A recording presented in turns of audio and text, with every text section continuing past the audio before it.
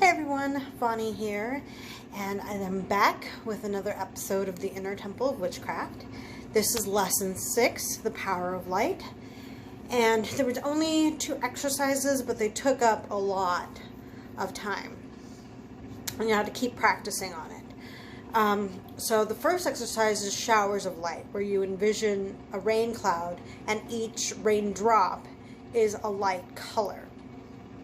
So the book has some correspondences for each color, but it was pretty much envisioning each color throughout the entire spectrum, including black, white, brown, pink, you name it, every color, and seeing each color and how that makes you feel.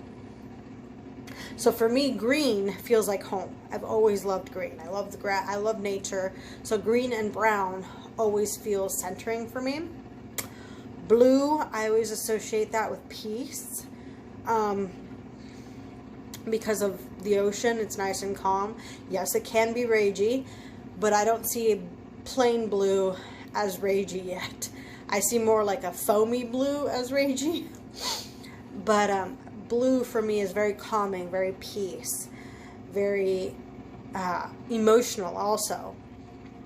Like something cathartic could be blue. Red incites passion, but that passion right now, because of the situation I'm in, is rage, but it could be just a passion in any emotion, like love, or I don't know what else, but it's like intense. It's intense, if that makes sense. And then pink, self-love, familial love, friend love, that sort of thing. Healing. So that's what I found in some of the colors that I was envisioning. The next one is sending light for either healing or a message, things like that.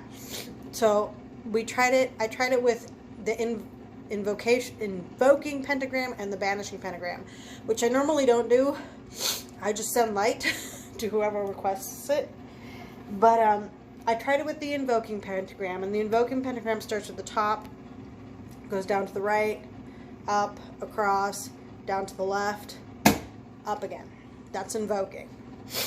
And it was to send pink light to someone who needs healing, and blue light to a place of chaos or confusion.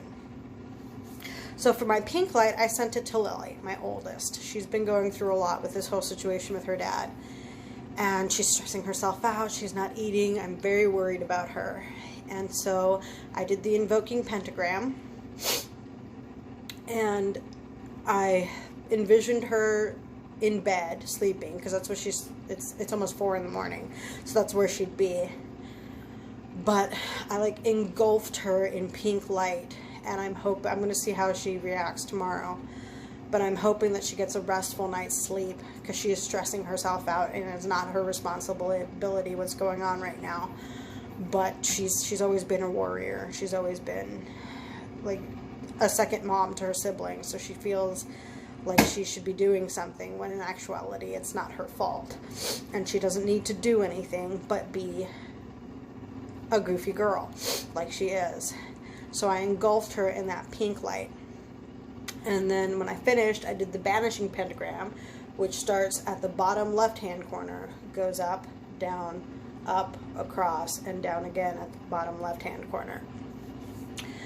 And then as for the blue light, in a place of confusion or chaos, I envisioned my house. So I'm hoping, because along with this situation, Dorian's been acting out. It's just, they won't do their chores. They're like, oh, we're distracted. And then on the weekends, their dad gets them, so they don't do anything on the weekends, which is when they would normally do chores. And things are not getting done. I'm overwhelmed, but it's a sense of absolute chaos and confusion in our house right now. So I envisioned our house with this blue light. I did the invoking and the banishing when I was done. And I'm hoping that things end up a little bit clearer. But for the most part, it was just practicing sending light And I send a lot of light, so this wasn't a really big thing, but it kind of reminded me of what needs the light right now in my own personal life.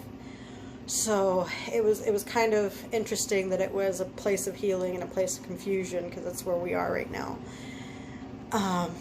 Just those little synchronicities. But yeah, anyway, that's what lesson 6 of the Inner Temple of Witchcraft did this month. Anyway, that's all I have for you right now. Do you guys envision light for like prayers and things like that, for healing? I'm curious to know. Some people just send a petition, but I've always been sending love and light. And I've always found white to be the most healing.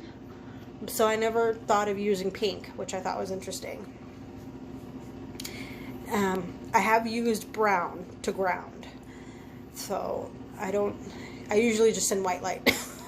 Or a golden white light, like bright gold. But yeah, that's it for today. I hope you guys have a great day. Brightest blessings.